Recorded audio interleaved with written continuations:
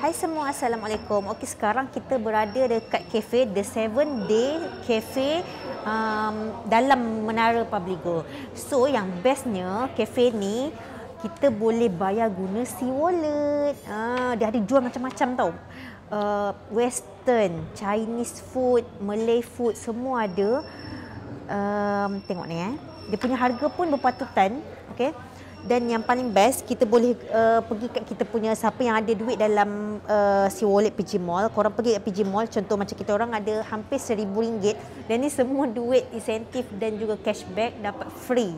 Okay, free, percuma, dan kita orang bakal makan percuma juga guna duit ni. So, cara dia senang je. Kalau korang ada duit dalam C-Wallet, korang just guna, just scan ni, okay, barcode ni nanti korang scan je dekat kaunter nanti masa nak bayar. Lepas tu automatik dia akan deduct lah duit daripada kita punya C-Wallet. Contoh kita makan RM50, dia akan tolak daripada sini, dia akan record semua tau. Duit masuk, duit keluar, semua ada record. Tu yang bestnya pergi kat Menara Publigo ni. Kalau korang sebagai dealer ataupun korang sebagai korang pernah buat duit dengan PG Mall walaupun tak jual gold bar Dina, tapi korang ada referral dengan orang dan apa-apa dalam PG Mall, korang ada income dalam C-Wallet, korang boleh guna. Tapi korang kalau tak ada duit dalam ni tak ada masalah. Korang boleh cash ataupun pakai kad lah kat sini, tak ada masalah.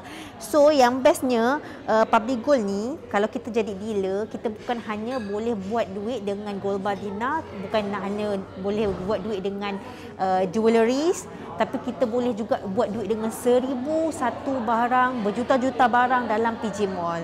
Dalam PG Mall ni, dia bukannya jual, dia tak fokus pada emas sangat lah. Dia macam-macam barang. Okey, ada buku, ada barang rumah, ada barang dapur, barang elektrik, dan dia ada juga official store ni, ada juga kalau kita nak beli barang kemas pun boleh juga. Kita nak beli barang elektrik yang mahal, semua ada, buku, dan dia ada juga yang sales lah, ada shocking sales. Setiap bulan dia ada update lah. Tengok yang Merdeka sales. So kalau korang tak beli untuk diri sendiri, korang boleh juga refer pada orang. Bila kita promote pada orang, kita share link pada orang dan orang daftar. Orang masuk PG Mall ni, setiap kali nak masuk PG Mall ni, kalau orang yang baru dia kena daftar tau. Dan seorang daftar seumur hidup sekali sahaja. Dan kalau dia membeli dalam seumur hidup dia, dia membeli banyak kali, semua korang dapat. Korang dapat, orang yang membeli tu dapat, seller pun dapat. So semua win-win. Semua dapat cashback. Tak ada yang tak dapat.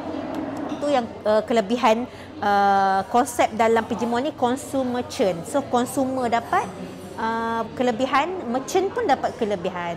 So kalau korang nak buat duit dengan PG Mall pun boleh, korang boleh bagi tahu.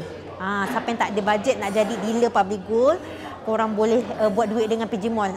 Duit yang masuk dia akan pergi ke sini. Dan kalau duit korang lebih, okey, korang punya income tu lebih RM1,000 ataupun ada dia punya syarat lah, dia akan masuk ke akaun bank lah. Dia tak akan masuk ke C-Wallet, dia ada dia punya syarat dia. So kalau korang nak tahu lebih lanjut, korang boleh klik link dan kita akan guide lah, insya-Allah. So syarat yang belum daftar lagi. Kalau belum daftar, wajib daftar dulu. Sebab apa? Semua nak buka akaun Publigo, nak buka ni PG Mall, semua kena ada akaun dulu. So kita orang sekarang ni dah order makanan dalam ni, menu ni, kita order semua. Kita duduk je sini, kita order semua dalam handphone dan dia akan hantar, dan masa nak bayar tu kita bayar free je guna PG Mall. Setiap pembelian dapat lagi cashback. Betul. Apa-apa pembelian barang dalam PG Mall ataupun makanan dekat kafe, apa-apa je yang guna PG Mall, kita gunakan platform PG Mall, semua dapat cashback balik. Contoh kita makan RM50, kita akan dapat cashback balik lah. Nasi goreng kampung, sate egg. Makanan dia pun boleh tahan, sedap-sedap. Air dia apa semua. Ni nampak ni.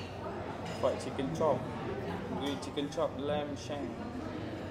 So lepas ni kalau korang datang Menara Publigo, jangan risaulah kalau rasa macam lapar ke apa ke. Tak payah keluar, tak payah pergi mana-mana. Duduk je kat menara ni.